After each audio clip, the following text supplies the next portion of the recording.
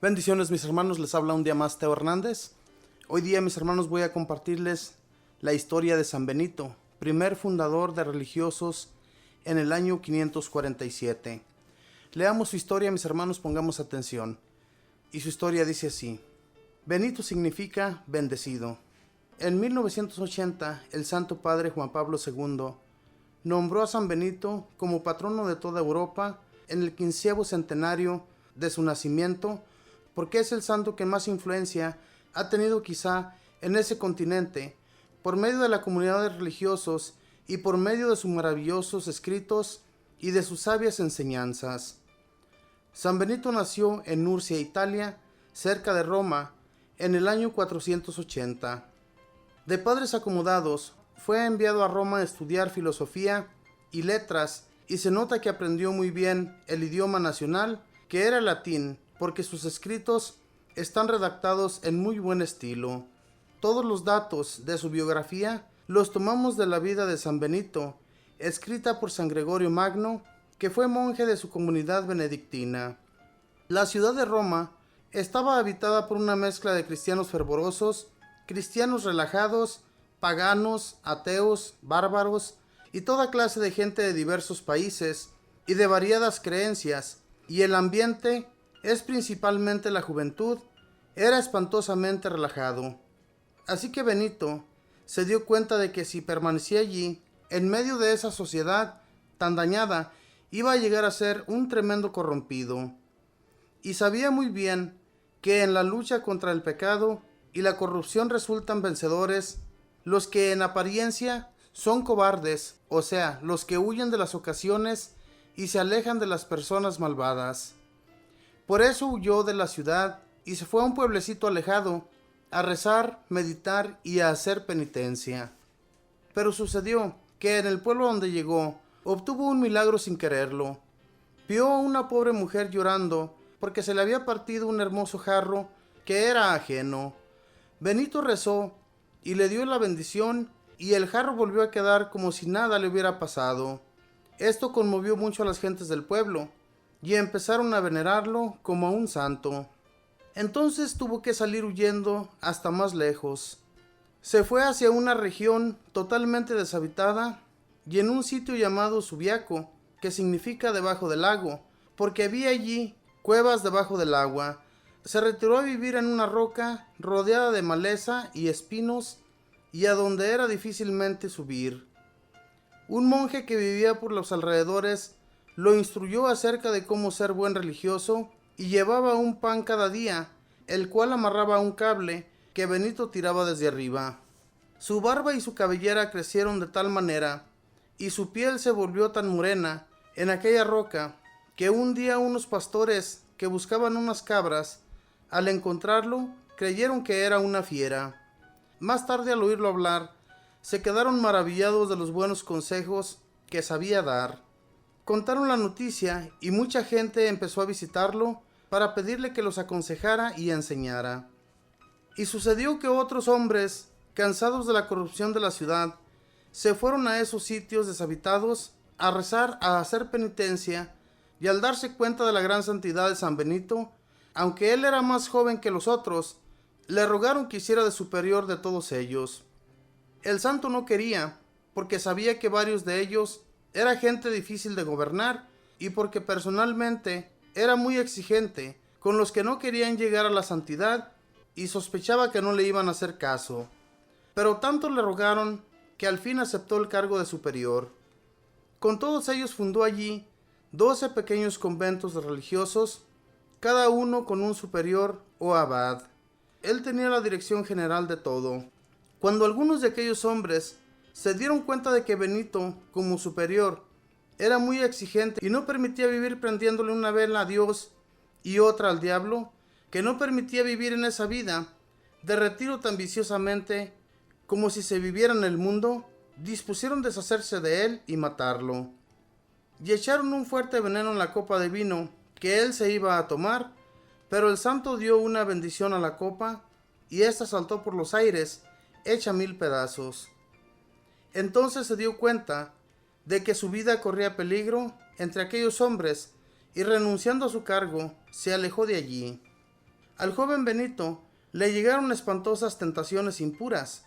A su imaginación se le presentaban las escenas más corruptoras y le llegaba el recuerdo de cierta mujer que él había visto hace tiempo y sentía toda la fuerza de la pasión. Rezaba y pedía ayuda al cielo, y al fin, cuando sintió que ya iba a consentir, se lanzó contra un matorral lleno de punzantes espinas y se revolcó allí hasta que todo su cuerpo quedó herido y lastimado. Así, mediante esas heridas corporales, logró curar las heridas de su alma y la tentación impura se alejó de él. Con unos discípulos que le habían sido siempre fieles, San Mauro, San Plácido y otros, se dirigió hacia un monte escarpado llamado Monte Cassino. Allá iba a fundar su famosísima comunidad de benedictinos. Su monasterio de Monte Cassino ha sido famoso durante muchos siglos. En el año 530, después de ayunar y rezar por 40 días, empezó la construcción del convento en la cima del monte. En ese sitio había un templo pagano dedicado a Apolo.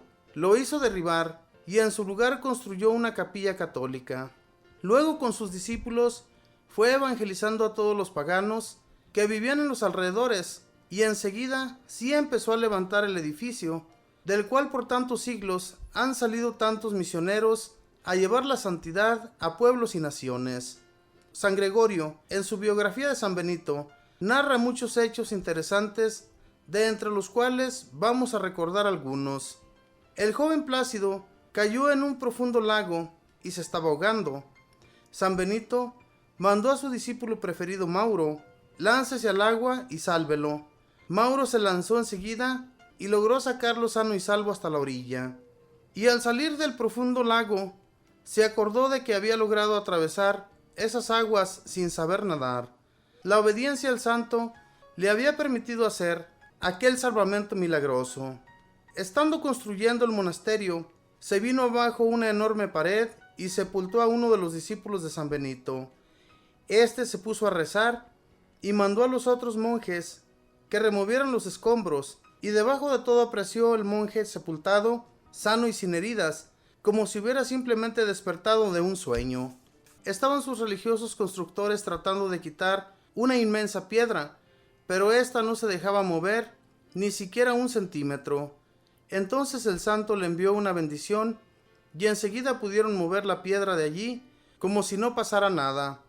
Por eso desde hace siglos, cuando la gente tiene algún problema grave en su casa que no logra alejar, consigue una medalla de San Benito y le reza con fe y obtiene prodigios. Es que este varón de Dios tiene mucho influjo ante nuestro Señor.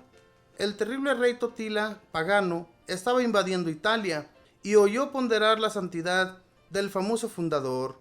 Entonces mandó al jefe de su guardia que se vistiera de rey y fuera con los ministros a presentarse ante el santo como si él fuera Totila. San Benito apenas lo vio le dijo: quítate esos vestidos de rey, que no son los tuyos. El otro volvió a contarle al rey lo sucedido, y éste se fue a visitarlo con gran respeto. El venerable anciano le anunció que lograría apoderarse de Roma y de Sicilia, pero que poco después de llegar a esa isla moriría. Y así le sucedió tal cual.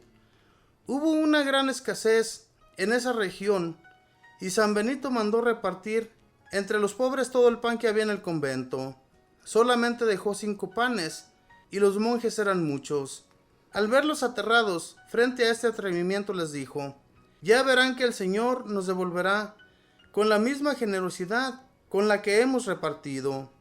A la mañana siguiente llegaron a las puertas del monasterio 200 bultos de harina, y nunca se supo quién los envió. Un día exclamó: se murió mi amigo, el obispo de Capua, porque vi que subía al cielo un bello globo luminoso. Al día siguiente vinieron a traer la noticia de la muerte del obispo. Otro día vio que subía hacia el cielo una blanquísima paloma y exclamó: seguramente se murió mi hermana escolática. Los monjes fueron a averiguar, y sí, en efecto acababa de morir tan santa mujer. El que había anunciado la muerte de otros supo también que se aproximaba su propia muerte y mandó a unos religiosos a excavar en el suelo su sepultura. durante 6 días haciéndola y apenas la terminaron, empezó él a sentir las altísimas fiebres y poco después murió. Se levantaba a las 2 de la madrugada a rezar los salmos. Pasaba horas y horas rezando y meditando. Jamás comía carne. Dedicaba bastantes horas al trabajo manual y logró que sus seguidores se convencieran de que el trabajo no es un rebajarse, sino un ser útil para la sociedad y un modo de imitar a Jesucristo, que fue un gran trabajador y hasta un método muy bueno para alejar las tentaciones. Ayunaba cada día y su desayuno lo tomaba en las horas de la tarde. La mañana la pasaba sin comer ni beber. Atendía a todos los que iban a hacer consultas espirituales, que eran muchos, y de vez en cuando se iba a los pueblos de los alrededores con sus monjes a predicar y a tratar de convertir a los pecadores. Su trato con todos era exageradamente amable y bien educado. Su presencia era venerable. Inspirado por Dios, escribió nuestro santo un reglamento para sus monjes que llamó Santa Regla. Es un documento que se ha hecho famoso en todo el mundo y en el cual se han basado los reglamentos de todas las demás comunidades religiosas en la Iglesia Católica. Allí recomienda ciertos detalles como estos. La primera virtud que necesita un religioso después de la caridad es la humildad. La casa de Dios es para rezar y no para charlar. Todo superior debe esforzarse por ser amable como un padre bondadoso. El acónomo o el que administra el dinero no debe humillar a nadie. Nuestro lema debe ser trabajar y rezar. Cada uno debe esforzarse por ser exquisito y agradable en su trato. Cada comunidad debe ser como una buena familia donde todos se amen. Evite cada individuo todo lo que sea rústico y vulgar. Recuerde lo que decía San Ambrosio: portarse con nobleza es una gran virtud. Y los que vivieron con él afirmaban que todo lo bueno que recomienda en su Santa Regla lo practicaba él en su vida diaria. Con estos principios, su comunidad de benedictinos ha hecho gran bien en todo el mundo en 15 siglos. El 21 de marzo del año 387 estaba el santo en la ceremonia del Jueves Santo cuando se sintió morir. Se apoyó en los brazos de 2 de sus discípulos y, elevando sus ojos hacia el cielo, cumplió una vez más lo que tanto recomendaba a los que lo escuchaban.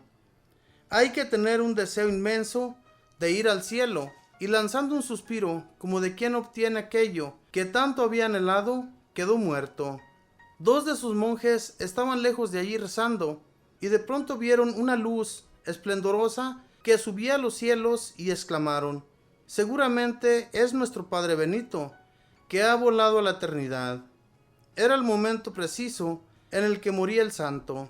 Que Dios nos envíe muchos maestros como San Benito, y que tan simpático santo nos obtenga del Señor la gracia de ir un día a acompañarlo en la eternidad feliz.